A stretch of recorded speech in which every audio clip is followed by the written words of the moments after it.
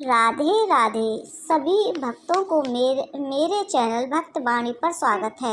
आज हम गंगा दशहरा कब मनाया जाएगा और वह कौन कौन से महादान हैं जिससे हमारे जीवन के सभी पाप धुल जाएंगे।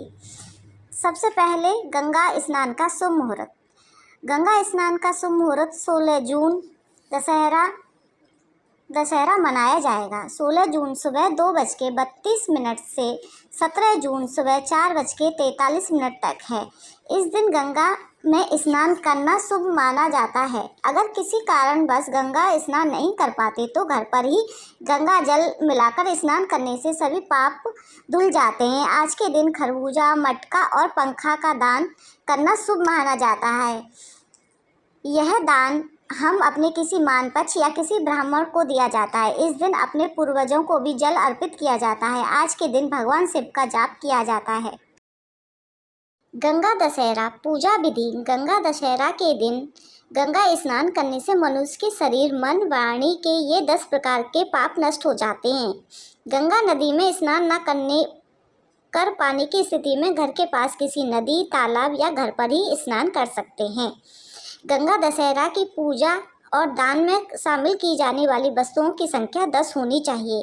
गंगा नदी में 10 बार डुबकी लगानी चाहिए। गंगा के बाद गंगा जी की पूजा अर्चना की जानी चाहिए। इस दिन गंगा जी के मंत्र का जाप करना बहुत लाभकारी होता है। गंगा के साथ साथ भागीरथ और हिमालय देव की भी पूजा करनी चाहिए। इस दिन भगवान शिव की विशेष पूजा करनी चाहिए क्योंकि उन्होंने गंगा जी के तेज और वेग को अपनी जटाओं में धारण किया था। गंगा व्रत कथा। अयोध्या के राजा दशरथ और श्री राम के नाम को आप सभी लोग जानते हैं। उनके पूर्वज राजा भागीरथ को अपने पूर्वजों के तर्पण के लिए गंगा जल की आवश्यकता पड़ी।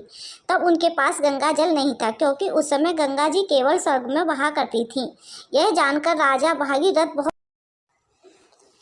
बहुत दुखी हुए और माँ गंगा को पृथ्वी पर बुलाने के लिए कठोर तपस्या के लिए चले गए। उन्होंने सालों तक बहुत कठिन तपस्या की किंतु उन्हें कोई सफलता नहीं मिली। इसके बाद राजा दुखी होकर कैलाश पर्वत पर चले गए। वहां उन्होंने फिर कठोर तपस्या की जिससे प्रसन्न होकर माँ गंगा उनके सामने प्रकट हुई और आशीर्वाद दिया।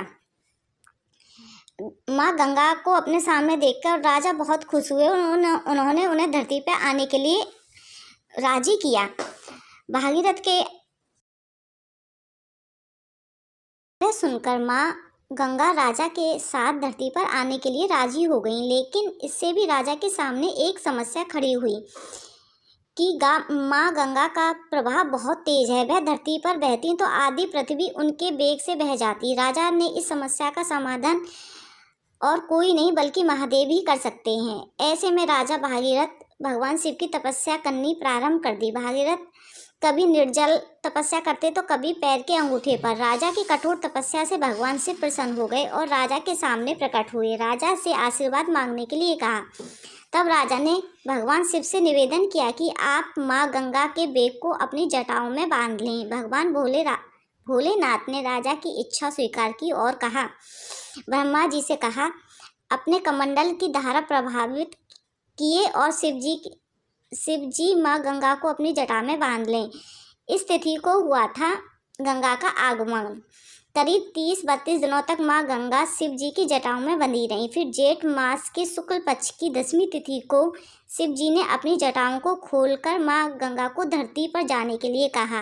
राजा ने माँ गंगा के पृथ्वी पर आने के लिए हिमालयों की पहाड़ियों के बीच रास्ता बनाया। माँ गंगा की धरती पर आने के लिए निवेदन किया।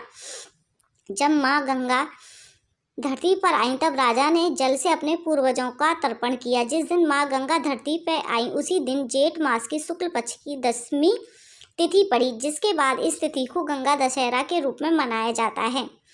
गंगा दशहरा को माँ गंगा की धरती पर आगमन के लिए मनाया जाता है। हर हर महादेव।